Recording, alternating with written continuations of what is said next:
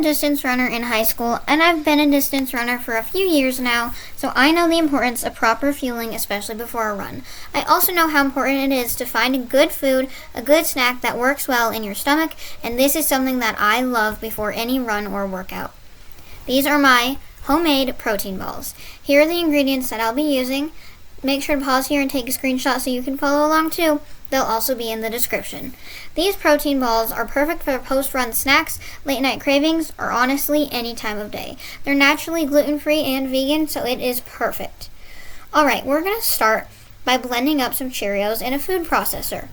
I figured this hack out because I didn't have any oat flour and I really wanted protein balls, and it works so well, and it honestly tastes amazing.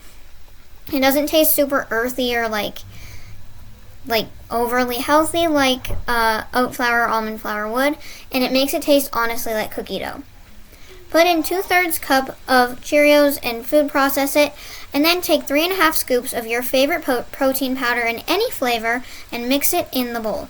Make sure to mix the dry ingredients well, that way we can evenly distribute all the protein powder and Cheerios, and then we can move on to the next step. I love to use vanilla protein powder in this recipe, but you can use any flavor you want. I bet a chocolate flavored protein powder would taste just like brownie bites and be super good. If this is a little too dry for you, you can always adjust the amount of honey that you add later on. Next, we're going to add in some honey. So I really just eyeball this. I add about a tablespoon of honey, like so. After I mix, if it's a little too dry, I'll add more honey, and I really try not to overthink it too much. Then I add in some toppings. This time I went with chocolate chips for a chocolate chip cookie dough thing, but I also like to do sprinkles for a birthday cake protein ball. Now we're going to add 4 heaping tablespoons of creamy peanut butter. Make sure to use creamy and not crunchy because it makes for the best cookie dough-like texture.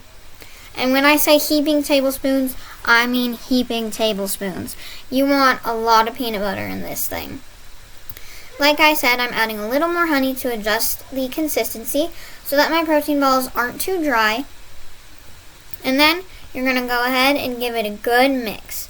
I like to start by mixing it with a spoon, and then once it gets too hard to mix with a spoon, I go in with my hands.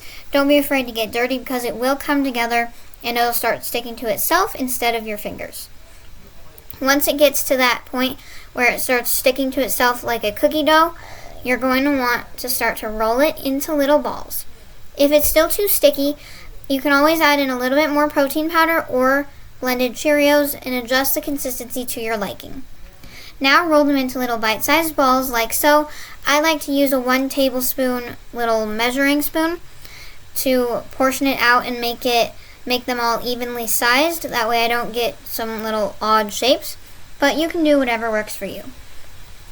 Each batch for me makes about 10 to 12 protein balls.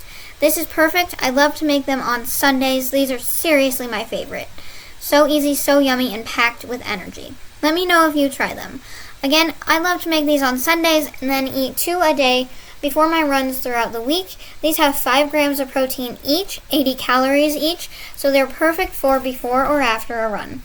Hit that like button if you want more healthy gluten-free snack ideas, and subscribe for more recipes, running tips, and videos with my dog Bucky. There will be more protein videos to come. See you guys next time.